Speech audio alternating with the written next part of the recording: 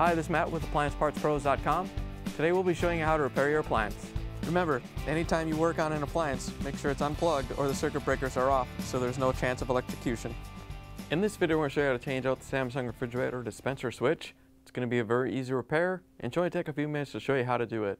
If you already have one of these, great. If not, you can click on the link below or get it at AppliancePartsPros.com.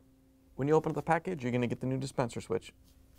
The dispenser switch tells the refrigerator the position of the ice door. The main reason to be changing it out is if it's failed and the ice door is not opening and closing properly. In order to change this part, we have to take the control panel off.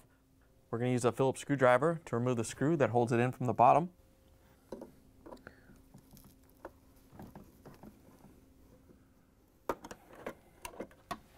Now that we have the screw out, we're going to use a putty knife to get behind the control panel and pop it out. Just want to carefully get between the control panel and the door frame. We're just going to release it. Then you can come up to the top and to the other side. Once you have everything released, you can carefully pull the assembly out. And we have to turn it over so we can unplug the wire harness. We only have to unplug the one wiring harness that comes from the fridge.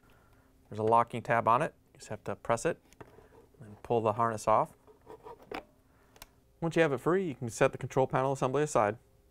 Now that we have the control panel off, we have access to the dispenser switches. There's two of them in here, mounted next to each other. They're both changed out the same way. We're just going to reach up with a small needle nose pliers and carefully pull the wires off.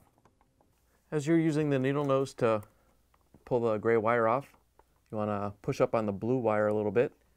You don't just want to pull down on the gray wire so hard and pull the switch out and maybe break the dispenser. Once you have the gray wire off, you can carefully pull the blue one off. Depending upon which one you're changing, whether it's the one with the white wire or the blue wire, there's a tab on the blue wire. It's on this side, and on the white wire it's on this side. We're going to take a small flathead screwdriver and get up in between the switch and that tab, that locking tab. And once you have the screwdriver in place, we can reach up with the needle nose and pull the switch out.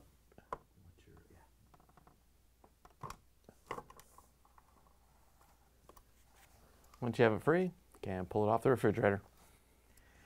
Here's the old dispenser switch next to the new one. If you already have one of these, great. If not, you can get it at AppliancePartsPros.com. When you're putting the dispenser switch into the dispenser, you want to make sure it's lined up correctly. You want to make sure that the terminal is facing towards you. So when you push it back up in, the wires go in the right place. As you're putting the dispenser switch into the dispenser, you just want to line it up with the other switch.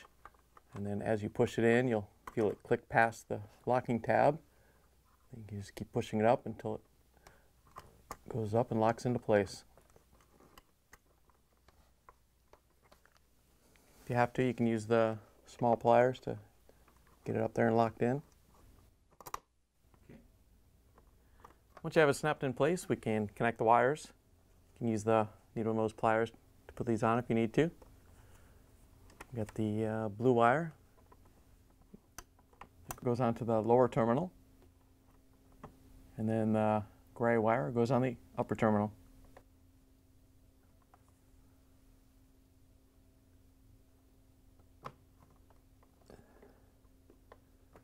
Once you have the wires on, we can put the control panel back on. To put the control panel assembly back in, we just have to grab the wiring harness and plug it in. It can only go one way, so make sure it goes on and snaps in place. And then we can rotate the assembly around and push it back into place. Once you have it lined up, we can push on it so it locks into place.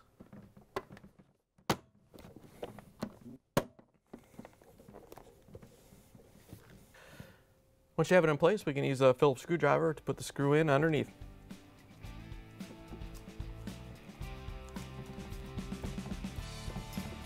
Once you have the screw tightened down, we can plug the refrigerator back in and make sure it starts to cool.